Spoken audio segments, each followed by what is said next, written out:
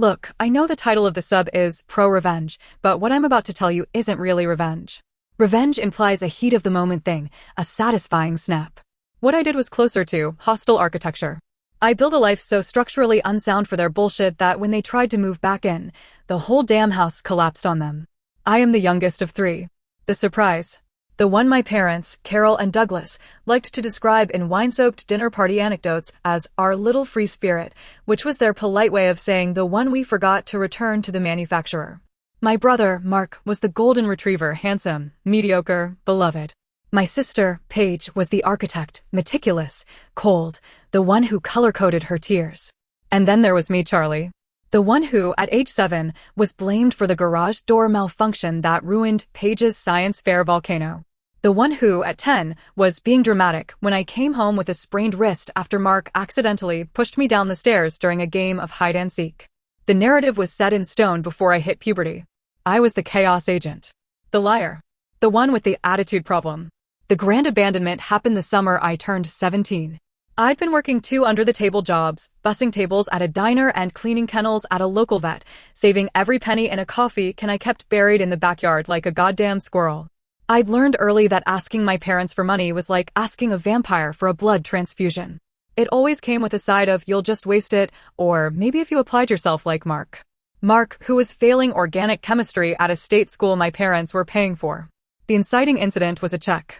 A $5,000 check from a small inheritance from my grandmother, my father's mother, the only one who ever looked at me like I wasn't a house fire waiting to happen. She'd slipped it to me on her deathbed with a wink and a whispered, "Hide it, you little hellion." I was an idiot. I was a romantic. I thought, maybe if I show them I'm responsible, maybe if I put this toward college applications, they'll see me differently. I put the check on the kitchen counter during dinner. I explained, calmly, that I had saved enough from work, and with this, I could cover the deposit for a community college program in business admin, and maybe, just maybe, I could move into the city for it. My father didn't look at the check. He looked at my mother. My mother, Carol, gave a sigh so deep I felt it in my own lungs. She set down her wine glass with the precision of a surgeon removing a tumor. "Oh, Charlie," she said, in that voice. The voice that was always tinged with a kind of theatrical disappointment, like I was a character in a play she was tired of performing. "We've been meaning to talk to you." That's when they told me. They'd been in talks with a therapeutic boarding school in Montana. A place for troubled teens. They'd already paid the deposit. With what I later found out was a chunk of my grandmother's inheritance that had been left in a trust with them as executors. They framed it as an intervention. Mark sat there, smirking, pushing a meatball around his plate. Paige wouldn't even look at me. She just stared at the grain of the oak table like she was calculating its load-bearing capacity. They were all in on it. I remember the blood draining from my face. Not from sadness. From a cold, crystalline clarity. It was the same feeling you get when you're in a car accident and time slows down. I saw the equation for what it was. I was the variable they needed to remove to make the family function look perfect. I picked up the check. I folded it, slowly, and put it in my pocket. "No," I said. My father's face went red. "This isn't a discussion." "It is," I said, my voice steadier than I felt. "I'm not going.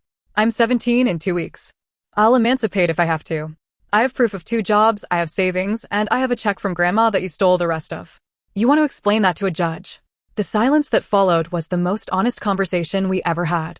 My mother's face cycled through a few emotions, shock, fury, and then, worst of all, relief. She was relieved. She looked at me and said, "If that's how you want it." They didn't kick me out that night. They didn't have to. They just stopped. Stopped acknowledging me. Stopped buying food I liked. Stopped including me in meals. The thermostat in my room broke. The Wi-Fi password changed. I became a ghost they didn't even have to bother haunting. On my 17th birthday, I packed my car, a 2002 Honda Civic with 180,000 miles that I'd bought with diner money, with garbage bags full of clothes, my grandmother's photo, and the coffee can of cash. I left at 4 a.m. I didn't leave a note. For the first year, I crashed on a friend's couch in the city, worked 3 jobs, and enrolled in that community college part-time. I was exhausted. I was terrified. But I was free. And here's the thing about being the family scapegoat: you learn to see patterns. You learn to anticipate the next punch, the next accusation, the next rug being yanked. It makes you paranoid, but it also makes you a hell of a risk assessor. I took that skill and I weaponized it. The business started stupidly. I was working as a receptionist at a dingy little storage unit facility to pay for my business classes. The owner, a chain-smoking cynic named Jerry, was running it into the ground. The software was from 1998, the units were half empty, and he was hemorrhaging money on marketing that targeted no one. One night, I stayed late, crunched the numbers, and realized the facility sat on a logistical sweet spot. It was equidistant from 3 major suburbs, near a highway on-ramp, and in a county with lax zoning laws. I wrote up a proposal. Pivot from personal storage to commercial logistics. Market to small e-commerce businesses. Install 24/7 secure access. Rebrand. Jerry read my proposal. He laughed. Then he took a drag of his cigarette, squinted at me, and said, "Kid, you've got the desperate hustle of someone who's got nothing to lose. I like it. I'll give you 10% equity to run it." I was 19. I ran it. I lived in a storage unit for 4 months. Don't recommend. The mice are ambitious. To save on rent. I slept on a yoga mat between pallets of inventory. I taught myself SEO at 2 a.m. on a library laptop. I cold-called small businesses until my voice was hoarse. By 22, I'd turned that facility around, bought Jerry out for a laughably low sum, and owned it outright. By 25, I'd acquired 3 more facilities in the region, rebranded them under a company I called Redoubt Logistics. The name was deliberate. A redoubt is a military term for a stronghold, a last line of defense. By the time I was 30, I was a millionaire. Not Silicon Valley millionaire. I didn't have a yacht or a private island. I had a modest house with a good security system, a fleet of mid-tier commercial real estate assets, and a bank account that meant I no longer had to look at price tags in grocery stores. I'd built a team of loyal employees, many of whom were also black sheep types. Misfits, single moms, former foster kids. We were a crew of people who'd been told we were too difficult, too much, too chaotic. And we were ruthlessly, quietly efficient. I kept my head down. I didn't post on social media. My LinkedIn was a gravestone of a profile from my college years. If you Googled Charlie Redoubt, you got a 19th century French military general. My name wasn't even on the LLCs in a straightforward way. Layers of incorporation were my love language. For over a decade, I existed in a parallel universe. My family had no idea. Until my mother found me. It was a Tuesday. I was in my home office, finalizing a deal to acquire a defunct textile warehouse that I was converting into climate-controlled art storage. My phone buzzed. Unknown number. I ignored it. It buzzed again. And again. Finally, a voicemail. I put it on speaker, expecting a telemarketer. "Charlie, it's your mother." I froze, my hand still hovering over my mouse. Her voice was the same. That same modulated, slightly breathy tone, as if she were narrating a perfume commercial. "I know it's been a long time. Too long. Your father and I have been trying to find you. We saw an article in the Business Journal. About your company. Redoubt. We're so proud, Charlie. So proud. We'd love to see you. I'd love to see my baby girl. Please call me." I sat there for a solid 5 minutes, staring at the phone. Then I did what any self-respecting person with abandonment issues and a healthy dose of paranoia would do. I hired a private investigator to look into my own family. The report came back in 3 days. It was a masterpiece of suburban dysfunction. Mark, the golden child, had flamed out spectacularly. He'd been fired from 3 jobs for attitude issues, pot, kettle, gotten a DUI, and was currently living in my parents' basement with his wife and 2 kids. He'd run up massive credit card debt in my father's name. The family home, the pristine colonial in the suburbs, was in foreclosure. Paige, the architect, had divorced her wealthy husband after he'd had an affair. She'd taken a huge settlement, but she'd also developed a taste for designer handbags and a lifestyle she couldn't maintain without the husband's income. She was living in a rented condo, burning through her savings, and had recently been sued by an HOA for non-payment. My father, Douglas, had been early retired from his firm, a polite euphemism for being pushed out after a series of bad investments. Their savings were depleted. Their health insurance was a joke. And then, the PI had found me. He dug up the Business Journal profile that had run as a puff piece about local entrepreneurs. It had a photo of me, in a blazer, standing in front of one of my facilities, looking confident and terrifyingly adult. They'd seen it. And they'd smelled blood in the water. The calls escalated. My mother left voicemails that went from syrupy sweet to tearful to, after about 2 weeks of me not responding, a shade of indignant that felt like coming home. "Charlie, we are still your family. You can't just ignore us forever. Your father's health isn't good. We need to talk. Need. Not want. Need." That's when I stopped feeling fear and started feeling something far more useful: focus. I didn't respond to the calls. I waited. I knew the playbook. If I didn't come to them, they'd come to me. And they did. I was leaving my main office, a repurposed warehouse with my company logo, a stylized fortress wall on the side, when a silver Lexus SUV pulled into the parking lot. It was too clean for the neighborhood. It was a desperate kind of clean, the kind of car you keep pristine because you're mortgaging it to the hilt and can't afford to lose value. The door opened. My mother stepped out, followed by my father. They looked smaller. My father's hair had gone from salt and pepper to just ash, and his posture had collapsed. My mother had that tight, overfilled look of someone who'd spent their retirement fund on a facelift and Juvederm. She was wearing a white linen dress. In an industrial park. They spotted me. My mother's face transformed into a mask of such calculated joy it was almost impressive. Charlie. Oh my God. Look at you. She moved to embrace me. I stepped back, not dramatically, just firmly. I leaned against the hood of my car, crossed my arms, and waited. You found me, I said. Flat. My father cleared his throat. He attempted a smile. It looked painful. We're proud of you, sweetheart. We saw the article. We had no idea you'd built all this. No, I said. You didn't. Because you didn't want to know. A flicker of annoyance crossed my mother's face before she smoothed it back into maternal concern. That's water under the bridge. We're here now. We want to be part of your life again. We want to help. Help. I almost laughed. They wanted to help me, a self-made multimillionaire, with what? Their foreclosure? Their mounting debt? Their 2 grown failures of offspring? Help with what exactly? I asked, tilting my head. My father jumped in. Family, Charlie. It's about family. Mark's kids, they've never even met you. And Paige, she's going through a hard time. We were thinking, maybe you could give her some consulting work. She's an architect. She could help with your building thing. My building thing is a portfolio of commercial real estate valued at over $40 million, I said, letting the number hang in the air. And she's not an architect anymore. She was a project manager for a firm that built strip malls. She hasn't held a license in 6 years. The silence was delicious. They hadn't expected me to know. They'd expected the 17-year-old who cried when they blamed her for the garage door. They'd expected the chaos agent, the one who'd react emotionally, who'd either slam the door in their faces or fall weeping into their arms. They didn't know how to handle the woman who had a file on them from a PI. My mother's eyes narrowed. The mask slipped. For a second, I saw the real her, the one who'd looked at me with relief when I said I'd leave.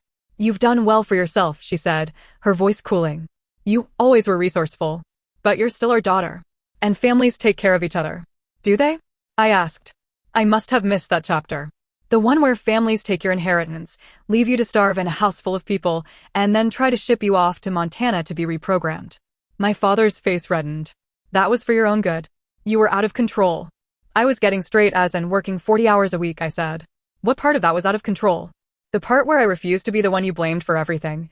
He opened his mouth, but my mother put a hand on his arm. She shifted tactics. The tears came. Real or fake, I couldn't tell, and I didn't care. We made mistakes. We're not perfect. But we're still your parents. And your father has a heart condition. We're about to lose the house. We just need a bridge. A little help until we get back on our feet. There it was. The ask. I looked at them. 2 people who had systematically dismantled my sense of self-worth for 17 years, who had looked at a check I'd placed on a counter as an act of faith and seen a threat to their narrative. They hadn't come to apologize. They'd come to collect. No, I said. My mother's tears stopped. Instantly. Like a faucet. Excuse me? No, I repeated. I'm not giving you money. I'm not giving Paige a job. I'm not bailing Mark out of his credit card debt. You made your choices. You built a family where I was the foundation you threw all your garbage on. And when I wouldn't stay in that role, you threw me out. You don't get to come back now that the foundation you're standing on is crumbling and ask me to hold it up. My father took a step forward, jabbing a finger. You ungrateful little. I'm 32 years old, Doug, I cut him off. And I'm not little. And I'm not yours. I pushed off the car, opened the driver's side door, and got in. They stood there, stunned, as I started the engine. I rolled down the window. You want a bridge? Here's one. The foreclosure process takes about 6 months. Use that time to figure out your next move. Without me. I drove away, watching them in my rearview mirror. My mother was already on her phone, probably calling Paige to strategize.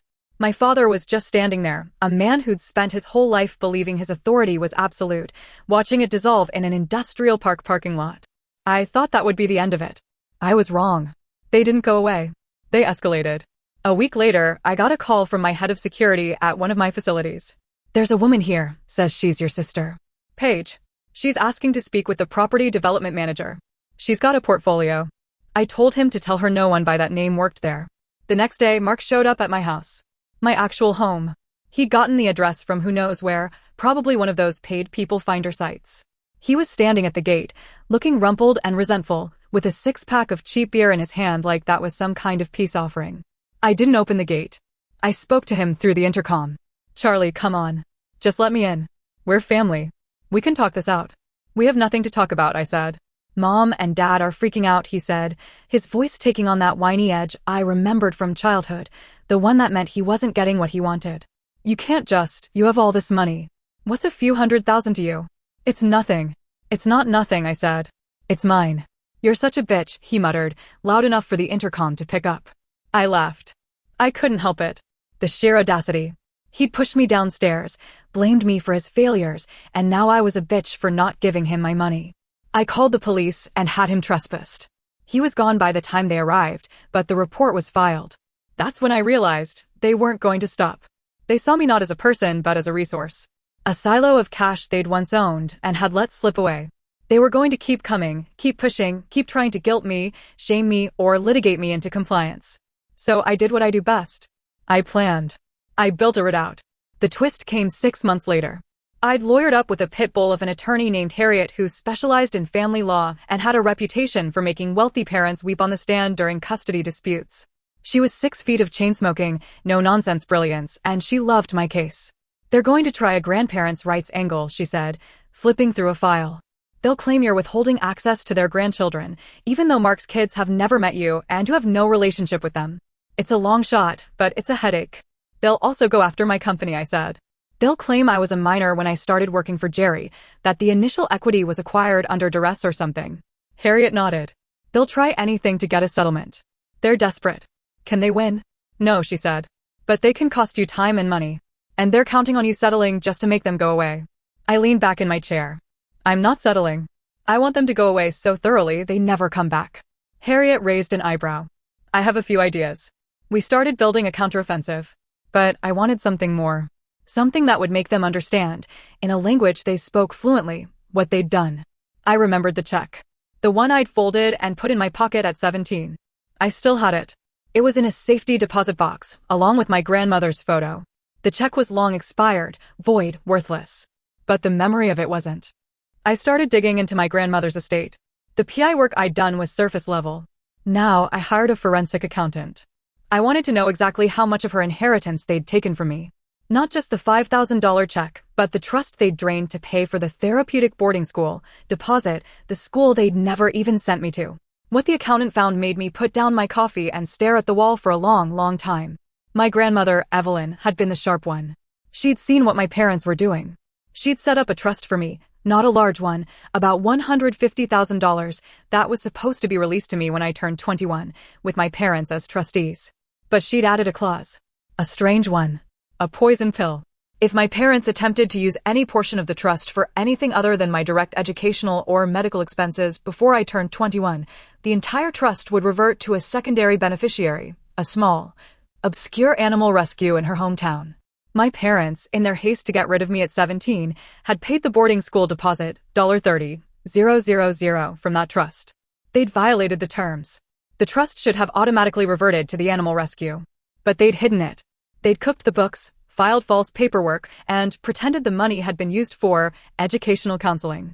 They'd kept the rest of the trust, $120,000, and, based on the accountant's tracing, had slowly siphoned it into their own accounts over the years, using it to pay for Mark's tuition, Paige's wedding, and a kitchen renovation. They had stolen my inheritance. And then they had committed fraud to cover it up. I sat with that information for a week. I let it percolate.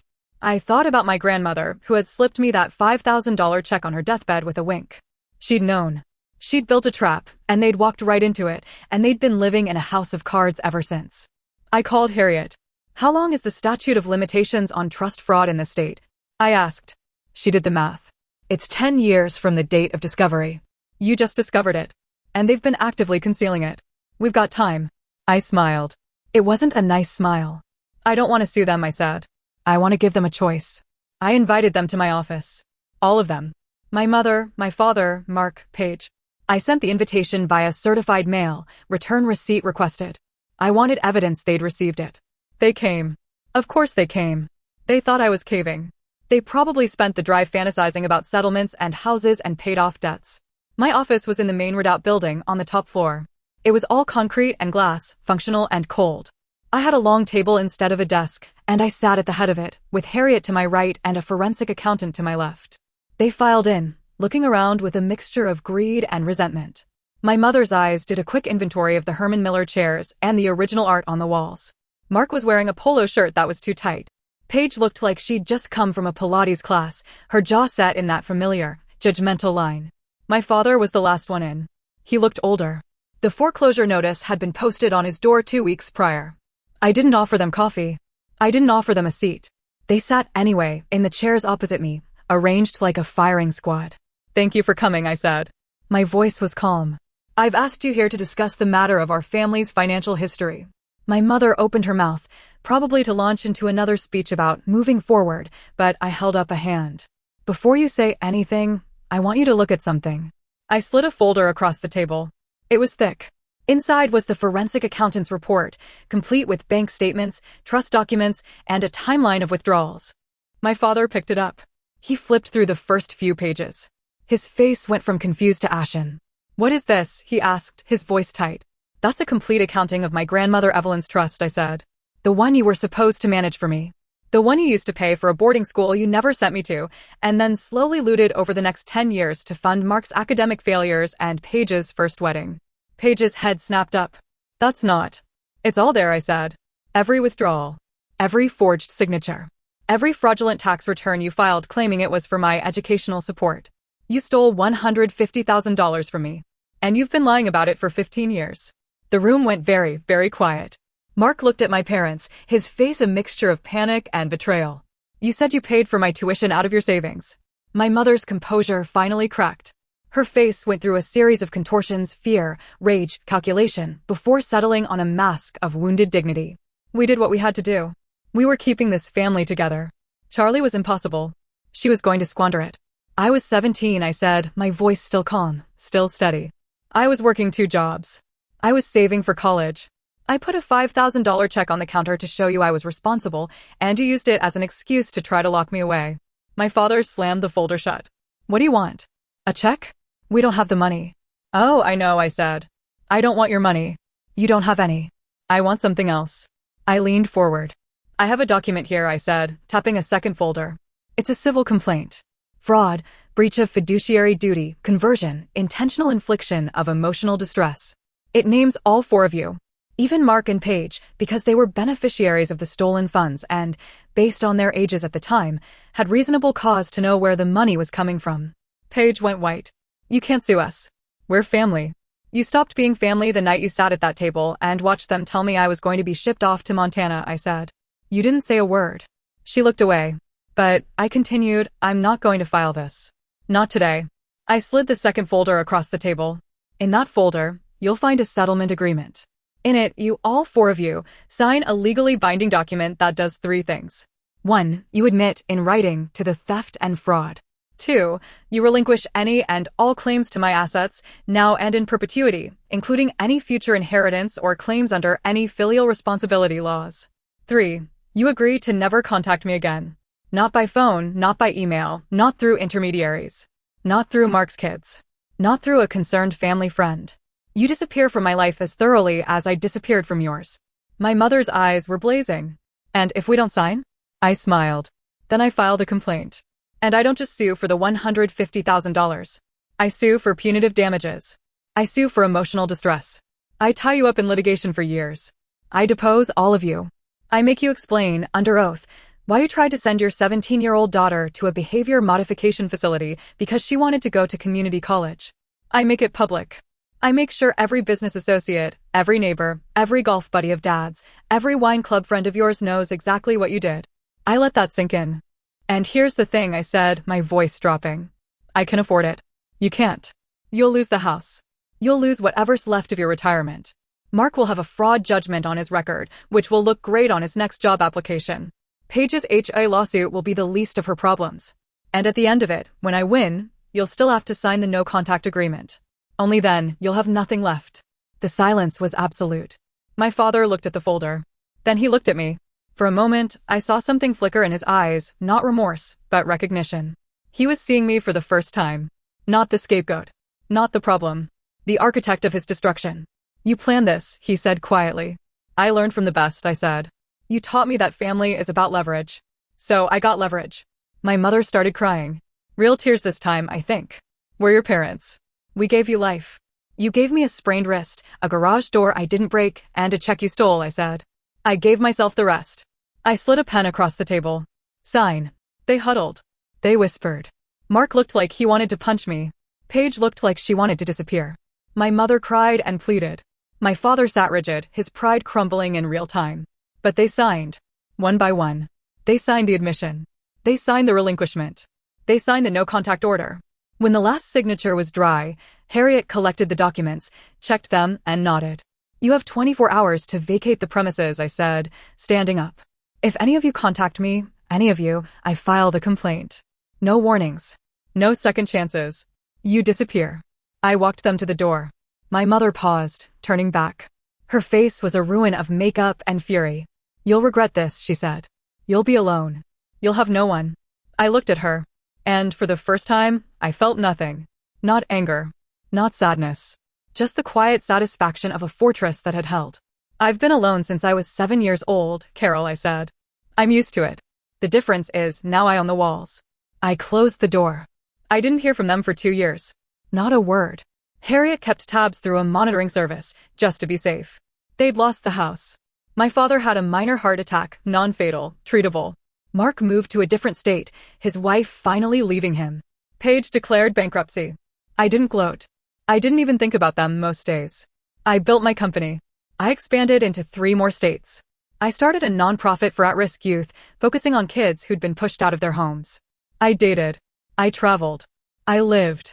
And then, last month, I got a letter. It was handwritten on nice stationery. My mother's handwriting. It had been sent to my corporate address, which wasn't covered by the no-contact order because it was a business. A loophole. Clever. I almost threw it away. But something made me open it. Inside was a single sheet of paper. It wasn't a plea. It wasn't a guilt trip. It was a copy of a document. A will. My grandmother Evelyn's will. And a handwritten note from my mother. Charlie, I found this in the safe deposit box. I thought you should have it. I'm not asking for anything. I just thought you deserved to know. I read the will. I'd seen it before, during the forensic accounting. But this time, I read it carefully. Every line. And there, in the addendum, in my grandmother's spidery handwriting, was a clause I had missed. A clause the accountant had noted but not emphasized because it wasn't relevant to the fraud case. It said, to my granddaughter Charlotte, I leave the contents of the safe deposit box at First Meridian Bank, box 1447, to be opened on her 21st birthday. This is separate from the trust.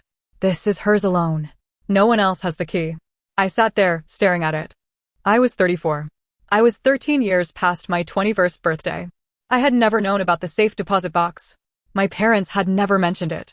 They'd had the key, they were the executors. They'd had access to that box for over a decade. I called Harriet. I called the bank. It took a week of legal wrangling, but I got access to the box. I drove to the bank on a gray Tuesday. The manager walked me to the vault, unlocked the box, and slid it into a private viewing room. I opened it with trembling hands. Inside was a small velvet pouch, a letter, and a stack of bearer bonds. The bearer bonds were worth, based on their issue date and current value, approximately $2.4 million. Untraceable. Untaxed. Negotiable by whoever held them. The velvet pouch contained a ring, my grandmother's engagement ring, a gorgeous old mine-cut diamond I remembered her wearing. And the letter. I opened it. The paper was yellowed. The handwriting was the same spidery scrawl. My dearest Charlie, if you're reading this, you're older than 21, and I'm sorry for that. Your parents have probably kept this from you. I hoped they wouldn't, but I knew they might. That's why I structured the trust the way I did. It was a test. If they could be trusted with the trust, they'd give you this. If they couldn't, well, you'd find it eventually. You always were a bloodhound. The bonds are yours. They were your grandfather's. He bought them when we were young, as a safety net. I was going to give them to you outright, but I was afraid your parents would find a way to take them. So I hid them. I'm sorry I couldn't protect you more. I tried. I saw how they treated you, how they blamed you for everything. You were never the problem, Charlie. You were the solution. You were the one who saw things clearly. They hated you for it. Use this money however you want. Buy a house. Start a business. Travel. Or just keep it. Let it be the safety net I couldn't be. I love you, you little hellion. Don't let them dim your light. Grandma Ev. I read the letter 3 times. Then I put it down, picked up the ring, and slid it onto my finger. It fit perfectly. I sat in that small, sterile room in the bank vault, surrounded by the quiet hum of climate control and security cameras, and I laughed. I laughed until I cried. I laughed until my stomach hurt and the tears were streaming down my face. They'd stolen my trust. They'd tried to steal my future. They'd spent 15 years sitting on a key to a box that contained a fortune, and they'd never opened it. Because they didn't know. They'd been so busy hiding the fraud, so busy covering their tracks, so busy stealing what they thought was the only inheritance, that they'd never bothered to read the will carefully. They'd never looked beyond the trust. They'd been sitting on $2.4 million and a diamond ring for almost 15 years, and they'd had no idea. The fraud they'd committed, the lies they'd told, the boarding school, the abandonment, the years of blaming me for everything, all of it had been for a trust fund that was a fraction of what was sitting in a box they'd had the key to the whole time. If they'd just been honest, if they'd just given me the check and the box and let me live my life, they'd have had access to this money. My grandmother's will didn't forbid them from opening the box. It just said it was mine. But they'd been so consumed with controlling me, with punishing me for not fitting their narrative, that they'd never even looked. They'd stolen my past. And in doing so, they'd lost my future. And theirs. I walked out of the bank with $2.4 million in bearer bonds, a diamond ring, and a letter that felt more like a hug than anything my mother had ever given me. I didn't call them. I didn't gloat. I didn't wave it in their faces. I just lived. I used part of the money to expand my nonprofit. I named it the Ev's Haven Foundation after my grandmother. We help kids who've been kicked out, disowned, scapegoated. Kids like me. The rest I invested. My grandmother's safety net became my legacy. My family doesn't know. They never will. And that's the point. They wanted me to be the black sheep.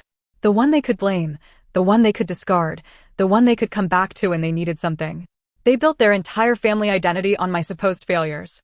And the joke is the real joke, the one my grandmother set in motion with a wink and a safe deposit box, is that I was never the failure. I was the one who got out. I was the one who built something. I was the one who, in the end, held all the cards, the bonds, and the key. They didn't abandon a black sheep. They abandoned the only one who could have saved them. And now? Now they get to live with that. While I get to live with this. TLDR, my family abandoned me as a teenager, tried to come back when I became a millionaire, and I hit them with a fraud suit so they'd sign away their rights to ever bother me again. Then I found out my grandmother had hidden $2.4 million in a safe deposit box they'd had the key to for 15 years, but never opened because they were too busy stealing my smaller trust fund. They played themselves, and I got the last laugh and a really nice ring.